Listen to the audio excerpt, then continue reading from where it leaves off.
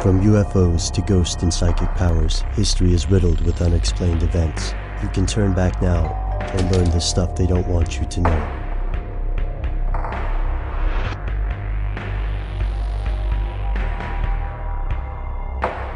Here are the facts.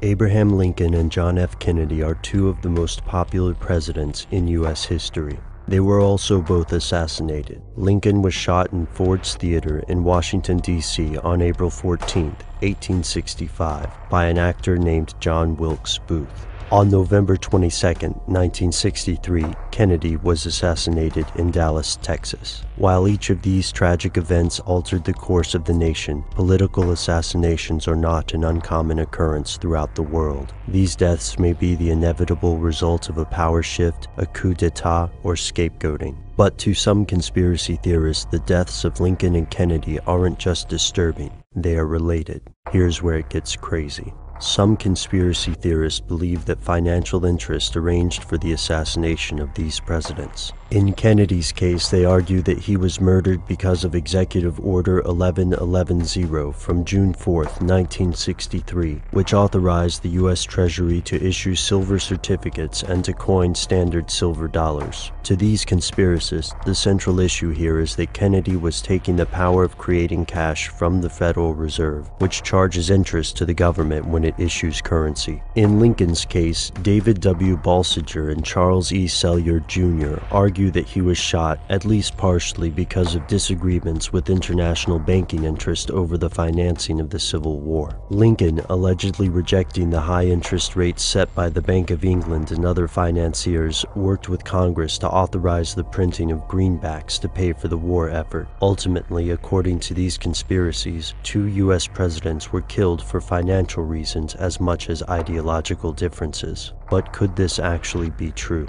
It is true that private financial entities have ousted world leaders in the past. In 1893, a group of businessmen and property owners banded together to create the Committee for Safety and overthrow the Hawaiian monarchy, eventually annexing the nation into the United States. Further examples may be seen in Guatemala and Honduras, where the United Fruit Company wielded deadly power with political and occasionally military support from the U.S. These countries were not annexed politically, but United Fruit used its influence to determine the country's leaders. In Economic Hitman, John Perkins claims that he was hired by the firm known as Chas T. Main to trap poor countries in debt, using underhanded methods to strong-arm these nations into privatizing resources and following the commands of the developed world. Yet undue corruption is not the same thing as assassination, and skeptics are also quick to point out several inconsistencies in these theories.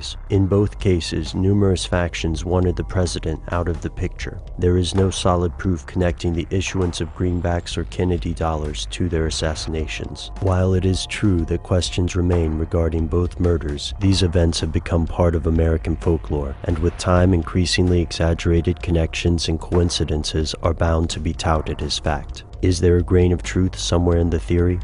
Given that 4 of the 44 U.S. presidents have been assassinated, the fatality rate seems surprisingly high. Yet political figures across the planet are inherently in dangerous positions, especially in times of domestic instability or financial upheaval. Assassinations, coup d'etat, and forced depositions are all too common in the turbulent world of international politics. And it's no secret that in the past, large private organizations have used their economic clout to change the state of a country's government. But does this still happen today? Skeptics maintain that the Kennedy and Lincoln assassinations, like those of most world leaders, were not orchestrated by any international banking cartel. The sheer level of organization and secrecy required would make the task impossible. But to conspiracy theorists, there's only one important question: who's next?